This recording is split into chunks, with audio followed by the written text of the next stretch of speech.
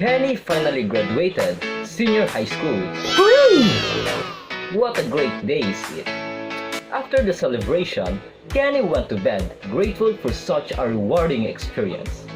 The next day, as he woke up, he couldn't help but notice that his body feels smaller than usual. So he hurriedly got out of bed and discovered. He went back in time 6 years ago, back in the time of his first day of classes in grade 7. Kenny smiles as he said, "This time, I would do better." So in this video, I'm going to share the 7 things that I would do different if I would be grade 7 once again. But before that, let me introduce myself. My name is Kenneth Sarmiento, and I help the younger generation go through from Kenny to Jordan transformation through self-improvement. Without further ado, let's get started. Number 1. Reduce as much time on video games and bad influence friend. Okay, so story time tayo. Back in those time when I was grade 7, I was addicted to the games called Clash of Clans. So I discovered that games when I was grade 5, and by that time it was really hype, especially by my cousins, by my classmates, that I was so hooked into the games. So imagine the younger Kenneth being addicted to video games that after breakfast, the first thing that I would do is grab my phone and play Clash of Clans. The only break that I would be getting is when the cell phone is charging. Even so, I feel that there is no productive thing that I can do. Now moving to the bad influence friends. I will do my best to spend very minimal time to them or no interaction at all. Instead, I would prioritize more on spending as much time as possible to the good influence friends. Just like the saying I'm going to quote, "Friends do not last forever, but they shape us on who we are going to be." Number 2. Actively join clubs in organization. Back in those grade 7 days, I was really not active in extracurricular activities. So you can say that I was a type of guy that is very unbothered on the school organization.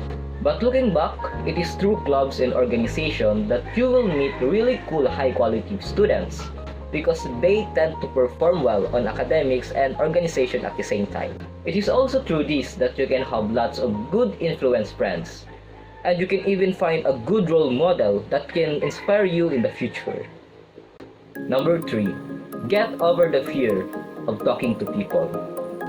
Almost everyone naman kasi is waiting for the initiator to approach them and have friends with them. Syempre, who would not like that type of people? By talking to different people every day, you can really find it easy to be friends with someone that is compatible and good influence sa'yo. Also, aside from that, network is so important. As much as possible, I want kasi to be connected to the officers of different clubs.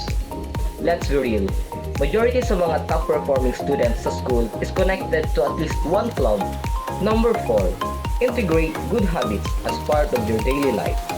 What I mean by good habits is exercising, reading, meditating, and gratitude journaling. What I want to do is to develop that good habit by starting small but consistently over the span of 6 years. So for example, in reading, at first when grade 7, I really do not like reading, but if I were to go back in that time, I would start by just reading 1 paragraph every day. And as I get comfortable, I would make it 2 paragraphs, 3 paragraphs, 4 paragraphs, until it become 1 page, 2 page, 3 page, 10 page, until I reach the point that reading 30 minutes every single day is just very easy because I developed the habit of reading every single day.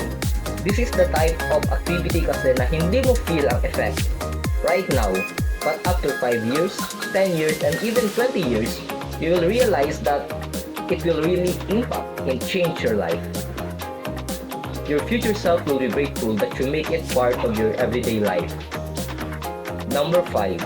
Start hobby or side project that genuinely interests you. Let's say that my younger version of me reduced the time I spent on video game from 5 hours every day to 1 hour a day. Very huge improvement, right? Now, I can use that vacant time for my hobby and even side project to really improve my skills. Now, if you are still not sure kung alin ba ang gusto mong gawin, it's fine. You may randomly choose hobby and try it until you find one that you genuinely enjoy. So for example, I love reading inspirational books, but at the same time, I also love talking. Now, I can use this hobby and talent of mine to create side project for fun. without expecting anything in return, rather than being happy of me improving my skills.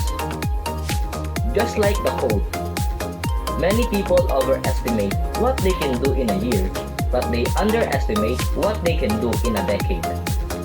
Who knows, maybe your side project can become a very profitable business in the future. Number 6. Start goal setting. You may be confused. What? Grade 7 goal setting? That's exactly the point. While yung mga peers mo is unaware kung saan sila patungo, you already start to take control of what you want to become. Either you want to become academic achiever or excel at extracurricular activities, have many positive friends, or to have a successful side project. All of this requires you to set goal and work for it. But high school should be time to enjoy, right? Of course, I agree. But isn't it more fulfilling na nag-enjoy ka na at na-achieve mo pa yung goal mo as you graduate in high school? Isn't it more fulfilling as you wake up every day seeing your goal and think you are slowly achieving it? Lastly, number 7. Improve my study techniques and habits. Just like what Jim Quick has said in his book Limitless, learning is just like a skill. It is trained. Knowing how to effectively and efficiently learn and do school tasks will help you to produce high-quality output in lesser time. Lahat naman tayo siguro is ayaw mag-spend 10 hours a day sa school, right? Instead, we all want to have a balanced life. When I really think about it, a lot of students can really achieve grades of 90 above if they really prioritize first to improve their skills in learning effectively and efficiently. Isipin mo, I used to be the type of student na average lang at di alam kung ano ang talent. However, I become top student by improving my study technique and habits. If I was able to do this, then also you can do it. If you like this video, you can consider following my Facebook page, TikTok account, and YouTube channel. Always do your best for your future self.